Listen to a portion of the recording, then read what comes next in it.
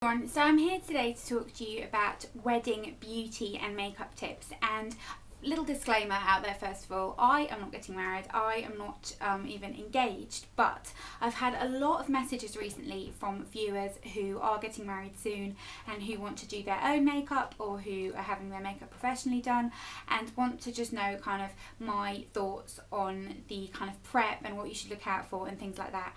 And even though, like I said, I'm not getting married, the basic premises with wedding makeup is very similar to kind of other special event makeup, in my opinion.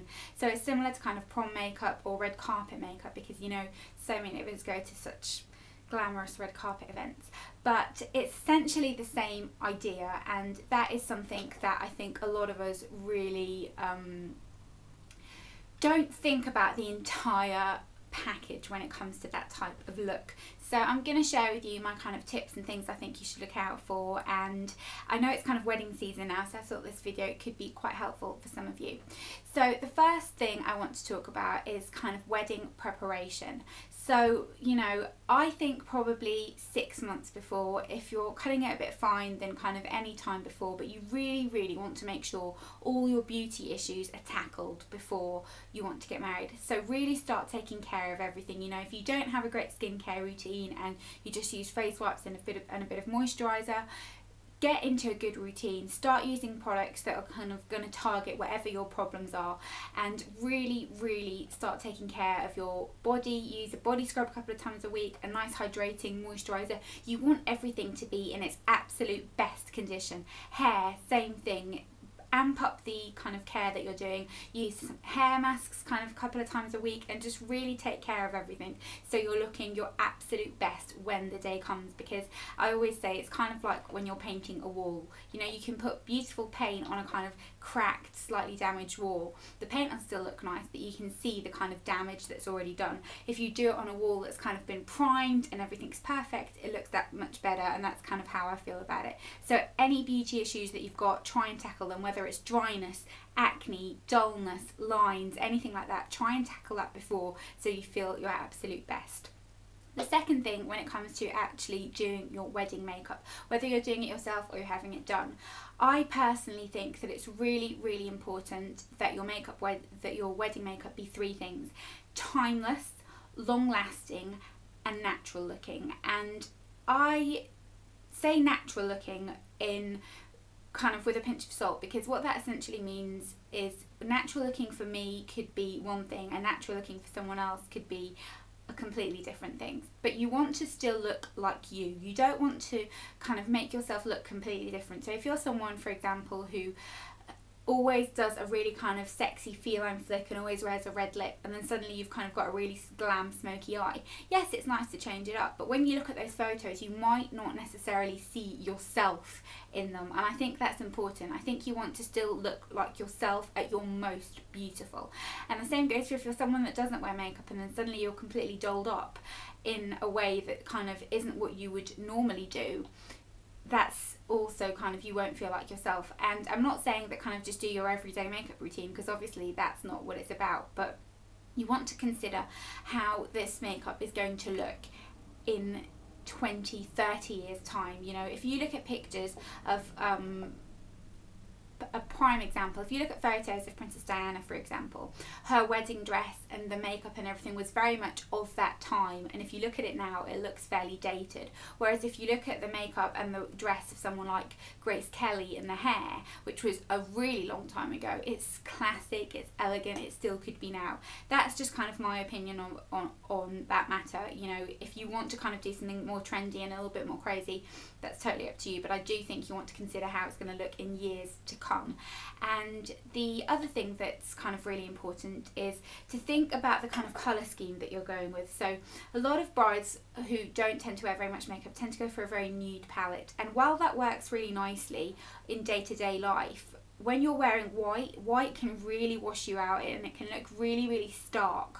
And when that kind of happens, I almost find you need a little bit more colour in your face. You need a little bit of blusher, you need a little bit of something to kind of pick up your complexion, because the white can kind of dull everything down so much.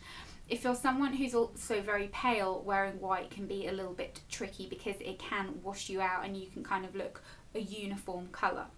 If you're going to go down the fake tanning road, if you're kind of new to it and you haven't ever done it, I would suggest just going to get a spray tan. Go to somewhere like Saint-Tropez, ask for the lightest colour, have it done like 2 weeks before, see how you get on, and then you can have it again for your wedding. But make sure you let the makeup artist know if you're having that done, so they don't bring you a foundation shade that's too light. That's really important as well. If you want to do it at home and you want something just really subtle and natural, you know I always love the Cocoa Brown 1 Hour Tan. This is just kind of foolproof, works for everyone, looks really beautiful and natural, and get someone to help you apply it as well if you're wearing a backless dress and that kind of thing, because you want everywhere to look really, really flawless. Then this video wouldn't be complete without me mentioning the little factor about SPF. And this is really important, and this is something that I know not that many people know about if you're doing your own makeup a lot of the time, and even a lot of kind of makeup artists don't really know about it. And basically the SPF in some products, when it's particularly high, can cause flashback when you're taking pictures with flash photography, which usually tends to happen in kind of the evening segment of your wedding. So you can get that kind of flashback, and what happens then is it makes your face look really, really white, and you can literally have like a tan chest and a white face, and it just doesn't look nice. It looks kind of weird, and it will ruin your wedding photos. I've seen people who that's happened to, who then end up having all their wedding photos black and white, not because that's what they wanted, but because they had a flashback issue.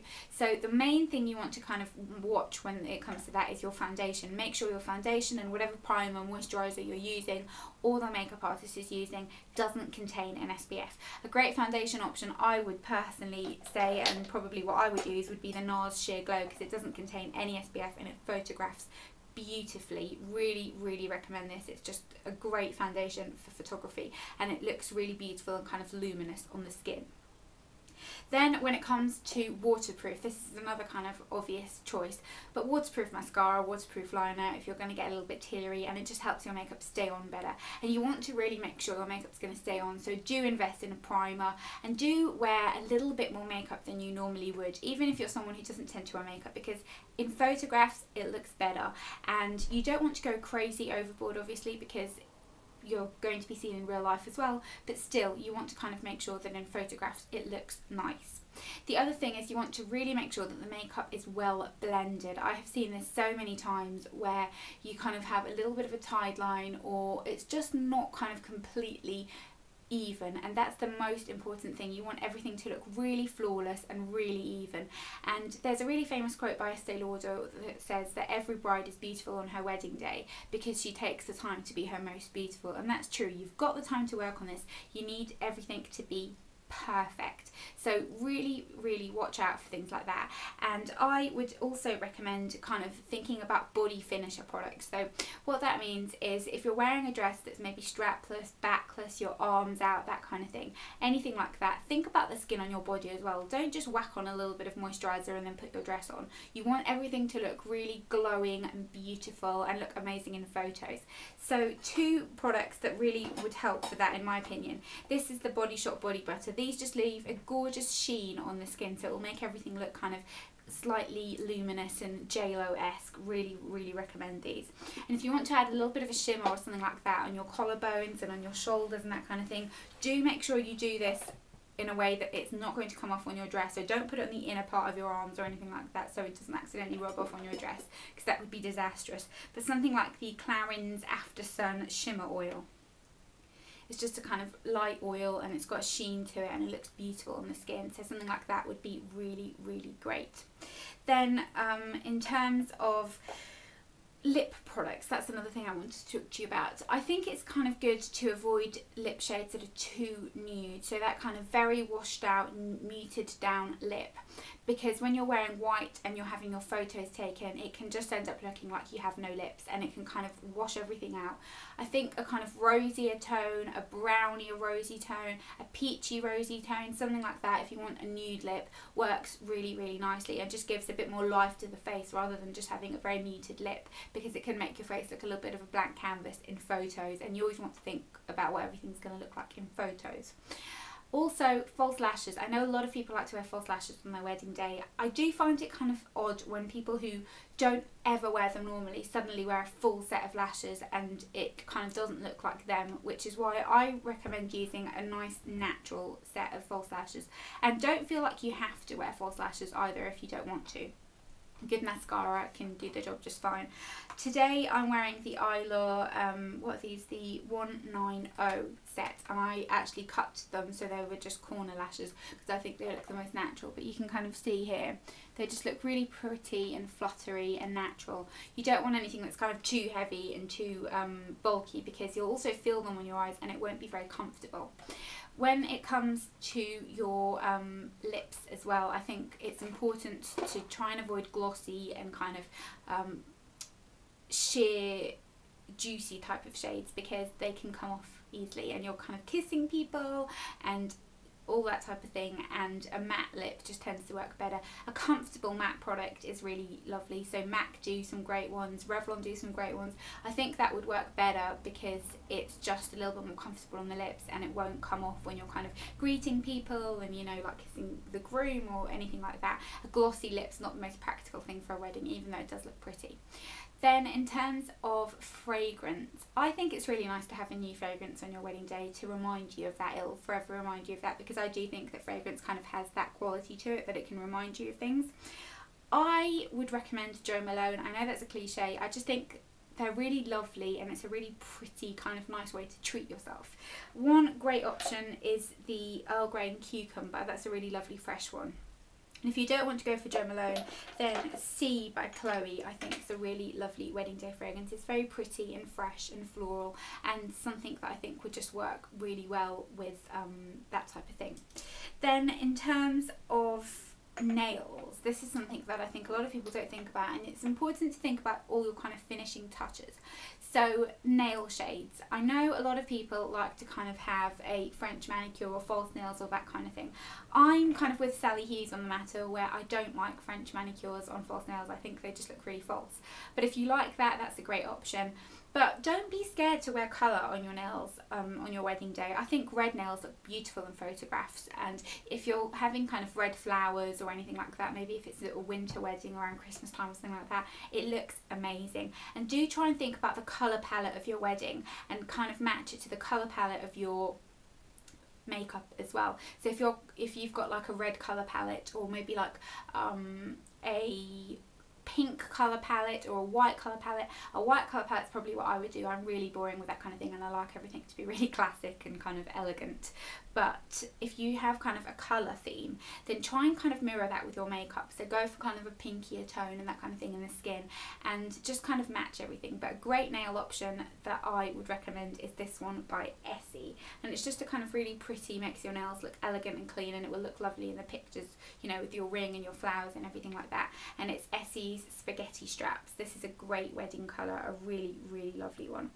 And then in terms of other kind of little tweaks, things that you might want to take with you on the day, take some blotting papers because you might get a little bit oily if you do have oily skin. I think that's really important to just blot a little bit. Touch up your lipstick, you know, don't just put the makeup on in the morning and be like, oh, I'm done now and that's it, and just go for the rest of the day, because trust me, you will regret it when you look at the photos and your lipstick's gone and your face just looks a little bit out of balance. So that is a really important tip. And another thing that I think a lot of people don't necessarily think about is you need your makeup to last, and a lot of people don't tend to use powder. Now if you are someone who doesn't like using powder on a daily basis, that's fine, but I would suggest using just a little bit of powder if you're going to kind of have your picture taken and that kind of thing, because shine doesn't look very nice in pictures. Luminosity and a glow like on your cheekbones looks lovely, but kind of T-zone shine just isn't the prettiest. And yeah, that's it. Those are my wedding tips. I had actually written them all down in my little notebook over here, so let me just skim through and see if there was anything I missed that I didn't talk to you about, but I think that that was pretty much all of it. And one little tip if you're having your makeup done as well is when you go to have your makeup done, go and have your makeup done while you're wearing white. So just wear a white jumper or something so you can see what it looks like against white, because sometimes, you know, you can be wearing like a black top or a pink top and everything will look lovely, but then when you put it against white, because white can have quite a draining quality, I find, unless you're kind of tanned, it can drain you a little bit, it can make you look a little bit tired and a little bit sallow. Then you might find that you might need a little bit more blusher or a little bit more bronzer, or maybe like a slightly deeper lip or something like that. I think that's something that a lot of people kind of don't think about, but white is a tricky colour to wear, I find, and if you don't kind of look at it properly, it might not work with the overall effects. And that's what I think kind of sets it apart from just kind of, you know, your average getting ready to go out makeup and beauty, is you need everything to kind of be in sync and to all look really polished and just really beautiful, because you want to feel the most beautiful that you've ever felt. And you know, you've got the time to do it, so really do think about all the little details. Even if it seems like a lot of trouble, it will be worth it in the end when you see how you look in the photos and everything just looks perfect. So I hope you enjoyed this video, and a big congratulations to all you lovely brides-to-be out there that are getting married soon. I'm very, very jealous that you get to wear a beautiful dress and feel like a princess for a day. But yeah, I hope you enjoyed this video and some of these tips helped you. Let me know if you want any more or anything like that. A few people did ask me to do a tutorial on wedding makeup, so I can do that if you want me to as well, on what I think would kind of be a nice wedding makeup. But apart from that, those are all my tips, and just kind of really think of everything. Be a complete bridezilla when it comes to the beauty aspect of it, I think, because it's important that you look your absolute best. So I hope you enjoyed this video. Don't forget to give it a thumbs up if you did, and I will see you next time. Bye.